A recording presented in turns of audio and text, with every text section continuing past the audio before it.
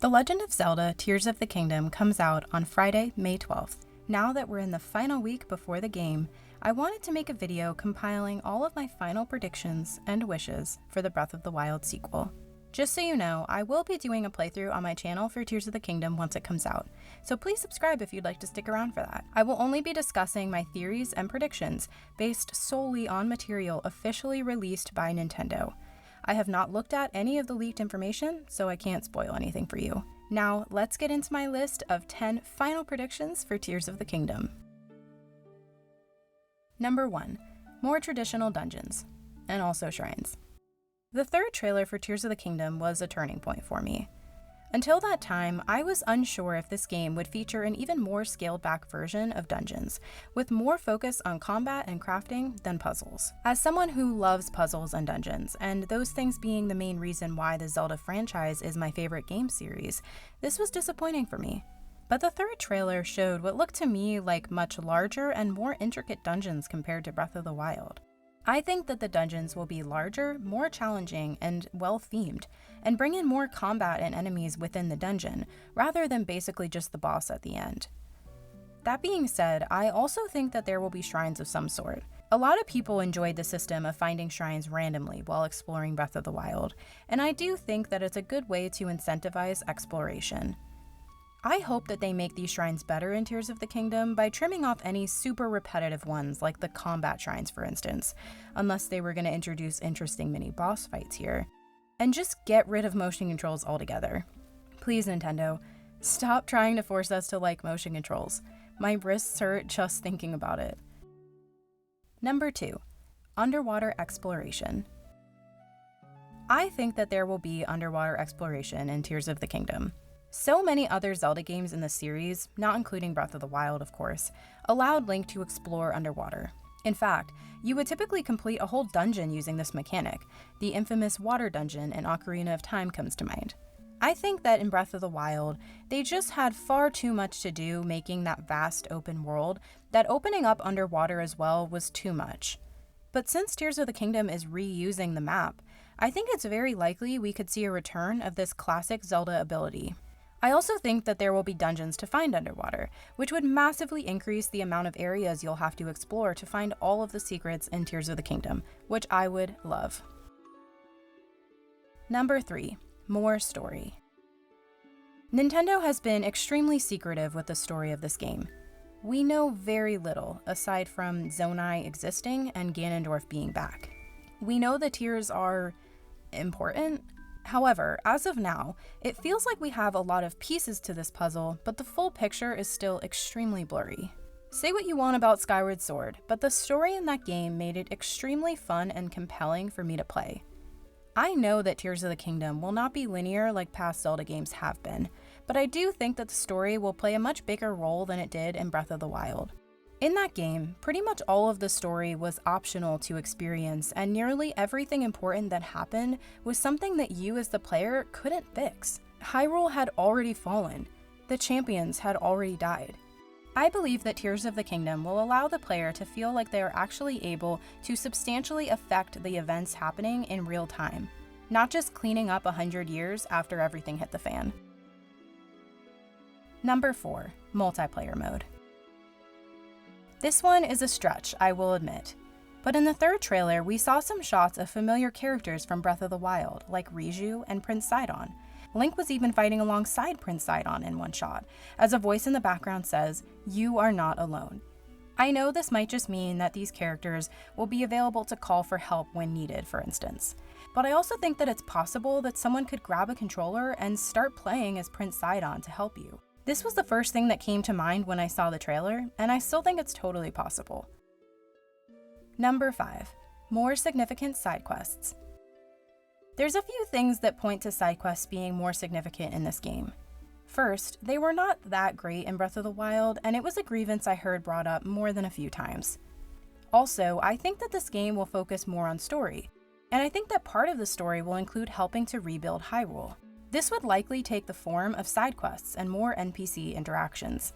I hope this one is true, because I love side quests in Zelda games, and it would be so fun if we could help the Hylians rebuild their destroyed kingdom. Number 6. More memorable NPCs. This one kind of goes along with the last one, but I hope that NPCs play a larger role in this game, and I think that they will. In the third trailer, there's a shot where Link is standing alongside a bunch of NPCs, seemingly looking out at something. There's also a shot where Hylians are literally fighting alongside Link, and one where Link is pulling a carriage filled with Hylians on his horse.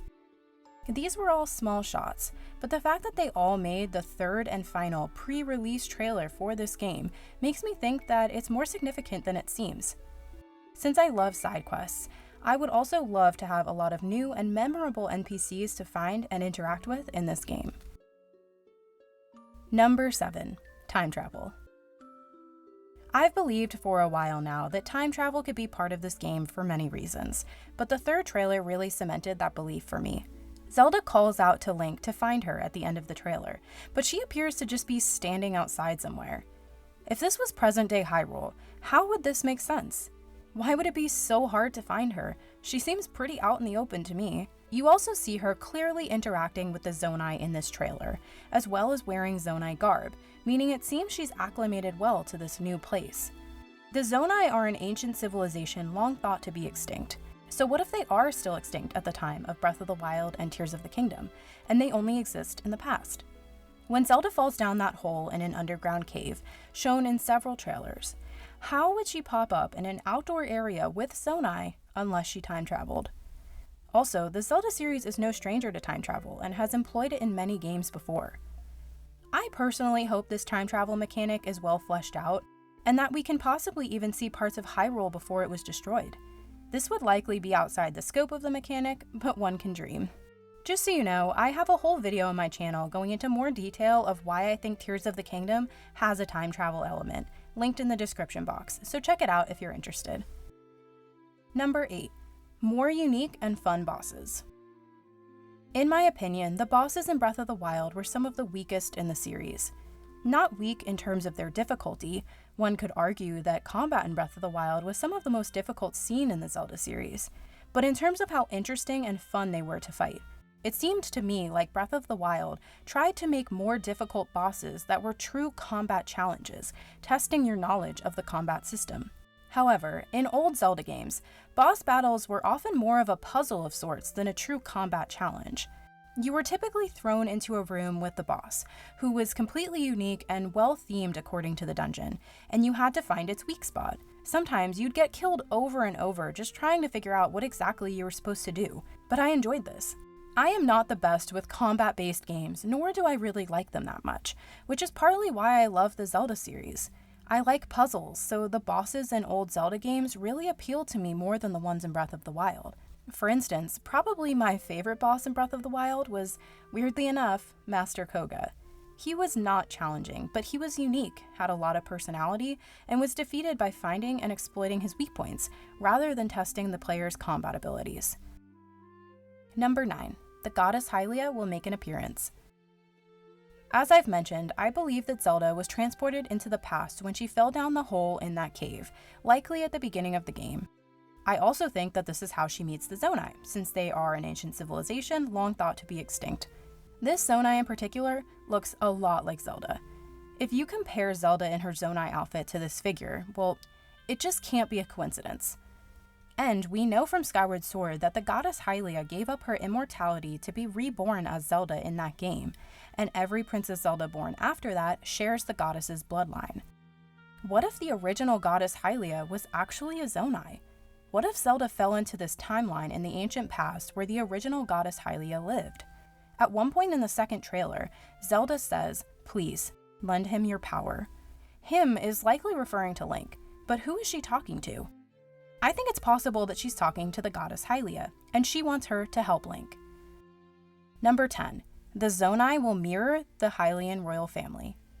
This is a little bit of a random one, but I think that the Zonai we see in the trailer are meant to somewhat mirror the Hylian royal family. I don't know if they're actually related, but the figure seen here looks so much like Zelda. As I said in number 9, this could be because this figure is the goddess Hylia. Additionally, this Zonai here strikes me as somewhat of a fatherly figure who seems to be helping Zelda, and also appears to be in some sort of position of authority. Therefore, he may be the equivalent of the King of Hyrule and Zelda's father in this time. These similarities could intentionally be meant to mirror the current Hylian royal family, at least the royal family before the events of Breath of the Wild, to show how different or similar they were to the ancient Zonai and their civilization. Final thoughts. I honestly think that this game could uproot previously thought to be true lore about the Zelda series. Almost anything is possible, in my opinion. I think Tears of the Kingdom could even introduce a time that chronologically comes before Skyward Sword, which right now is the earliest game in the timeline. All of the ideas in this video are just theories and predictions, so we will see soon which ones, if any, turn out to be true. May 12th can't come soon enough. If you liked this video, please like and subscribe to stick around for my Tears of the Kingdom playthrough, which I will be starting when the game releases. But until next time, have a good one.